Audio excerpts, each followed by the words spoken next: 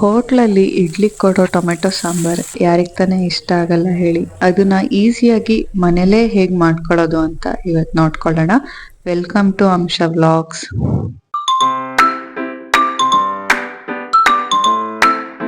Tomato ಸಾರು ಮಾಡ್ಕೊಳ್ಳೋದಕ್ಕೆ ನಾನಿಲ್ಲಿ 1/4 ಕಪ್ನಷ್ಟು ಬೇಳೆ ತಗೊಂಡು ಇದಕ್ಕೆ ಅರ್ಧ ಕಪ್ನಷ್ಟು ನೀರನ್ನ ಹಾಕಿ ಬೇಳೆನ 4ರಿಂದ 5 ವಿಷಲ್ ಮಾಡಿಸ್ಕೋಬೇಕು.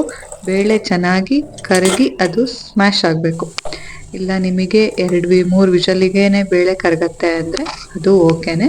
ನಂತರ ಒಂದು ಮಿಕ್ಸಿ ಜಾರಿಗೆ ಒಂದು ಹೆಚ್ಚಿರುವಂಥ ಟೊಮೆಟೊ, 5ರಿಂದ 6 ಬೆಳ್ಳುಳ್ಳಿ, ಅರಿಶಿಣ, 1.5 ಚಮಚದಷ್ಟು ಖಾರದ ಪುಡಿ, 1 ಸ್ಪೂನ್ ಸಾಂಬಾರ್ ಪುಡಿಯನ್ನು ಹಾಕಿ ಚೆನ್ನಾಗಿ ರುಬ್ಬಿಟ್ಕೋಬೇಕು. ನಂತರ ಒಂದು ಪ್ಯಾನಿಗೆ ಒಗ್ಗರಣೆ ಮಾಡ್ಕೋಬೇಕು. ಇದಕ್ಕೆ ಸಾಸಿವೆ, ಜೀರಿಗೆ, ಬೆಳ್ಳುಳ್ಳಿ, ಕರಿಬೇವಿನ ಎಲೆ, ಈರುಳ್ಳಿನೂ ಹಾಕಿ ಚೆನ್ನಾಗಿ ಫ್ರೈ ಮಾಡ್ಕೊತಾ ಇದ್ದೀನಿ. ಈರುಳ್ಳಿ ಸ್ವಲ್ಪ ಸಾಫ್ಟ್ ಆದಮೇಲೆ ಇದಕ್ಕೆ ಟೊಮೆಟೊನ ಸೇರಿಸ್ಕೋಬೇಕು. ಟೊಮೆಟೊ 2ರಿಂದ 3 ಟೊಮೆಟೊ ಸಾಕು ಸಣ್ಣದಾದರೆ. ಟೊಮೆಟೊನು ಸ್ವಲ್ಪ ಸಾಫ್ಟ್ ಆಗ್ತಿರ್ಬೇಕಾದ್ರೆ ಇದಕ್ಕೆ 1 ಸ್ಪೂನು ಉಪ್ಪನ್ನ ಸೇರಿಸ್ಕೊಂಡು ಮತ್ತೆ ಇದನ್ನು ಚೆನ್ನಾಗಿ ಫ್ರೈ ಮಾಡ್ಕೋಬೇಕು.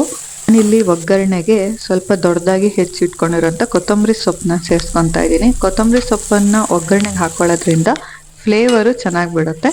ಹಾಗೆ ರುಬ್ಬಿಟ್ಕೊಂಡಿರೋಂಥ ಟೊಮೆಟೊ ಮಿಕ್ಸ್ಚರ್ನ ಹಾಕಿ ಚೆನ್ನಾಗಿ ಮಿಕ್ಸ್ ಮಾಡಬೇಕು. ಒಗ್ಗರಣೆ ಕುದಿಯೋ ಹಂತದಲ್ಲಿ ಇದಕ್ಕೆ ಸ್ವಲ್ಪ ಹುಣಸೆ ರಸವನ್ನು ಹಾಕ್ಕೊಂಡು ಚೆನ್ನಾಗಿ ಇದನ್ನು ಕುದಿಯೋಕ್ಕೆ ಬಿಡಬೇಕು. ನಂತರ ಇದಕ್ಕೆ ಅರ್ಧ ಸ್ಪೂನಷ್ಟು ಬೆಲ್ಲನ ಸೇರಿಸ್ಕೊತಾ ಇದ್ದೀನಿ. ನಂತರ ನಾವು ಬೇಯಿಸಿಟ್ಕೊಂಡಿರೋವಂಥ ಬೇಳೆನೂ ಹಾಕ್ಕೊಂಡು ಬೇಕಾದಷ್ಟು ನೀರು ಸೇರಿಸ್ಕೊಂಡು ಇದನ್ನು ಚೆನ್ನಾಗಿ ಕುದಿಯೋಕ್ಕೆ ಬಿಡಬೇಕು. ಬೇಳೆ ಸೇರಿಸ್ಕೊಂಡ್ಮೇಲೆ ಇದನ್ನು ಮಿಕ್ಸ್ ಮಾಡ್ಕೊತಾ ಇರಬೇಕು. ಇಲ್ಲ ಅಂದರೆ ಬೇಳೆ ಹಾಕಿರೋದ್ರಿಂದ ಬೇಗ ತಳ ಹಿಡಿದ್ಬಿಡುತ್ತೆ. ಸಾರು ಚೆನ್ನಾಗಿ ಕುದೀತಿದೆ ಅನ್ನುವಾಗ ಇದಕ್ಕೆ ನಾವು ಟೇಸ್ಟ್ ನೋಡಿಕೊಂಡು ಉಪ್ಪು, ಹುಳಿ ಏನಾದರೂ ಬೇಕಿದ್ರೆ ಮತ್ತೆ ಸೇರಿಸ್ಕೊಂಡ್ರೆ ಆಗುತ್ತೆ. ಹಾಗೆ ನಾನಿಲ್ಲಿ ಸ್ವಲ್ಪ ಟೇಸ್ಟ್ ನೋಡಿ ಉಪ್ಪನ್ನ ಸೇರಿಸ್ಕೊತಾ ಇದ್ದೀನಿ. ಕುದಿಯೋ ಹಂತದಲ್ಲಿ ಲಾಸ್ಟಿಗೆ ಇದಕ್ಕೆ ಕೊತ್ತಂಬರಿ ಸೊಪ್ಪನ್ನು ಹಾಕಿ ಚೆನ್ನಾಗಿ ಮಿಕ್ಸ್ ಮಾಡಿಕೊಂಡ್ರೆ ಆಯಿತು. ಕುದಿಯೋ ನೊರೆ ಎಲ್ಲ ಹೋಗ್ತಿದೆ ಅಂತ ಅಂದರೆ ಸಾಂಬಾರು ಚೆನ್ನಾಗಿ ಕುದ್ದಿದೆ ಅಂತ.